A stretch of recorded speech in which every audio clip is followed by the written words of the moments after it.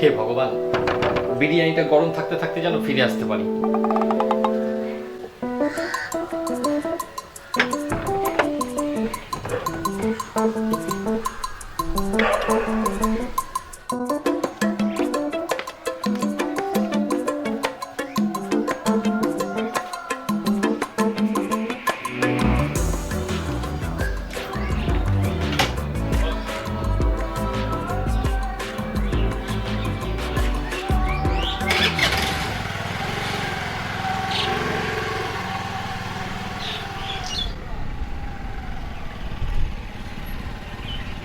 কিরে দাঁড়িয়ে বললি কেন?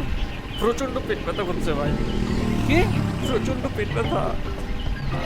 আমার মনে হয় যাওয়া হবে না রে। কেন? তুই এটুকু পথ চলে যা, আমি বাড়ি চলে যাই। হঠাৎ পেটে ব্যথা হচ্ছে কেন? ওই যে বললাম না, কালকে বিরিয়ানি খেয়েছি, মনে হচ্ছে ওর জন্যই হচ্ছে। ও পটি কেস, তার জন্য ওর বাড়ি যাওয়া লাগে নাকি?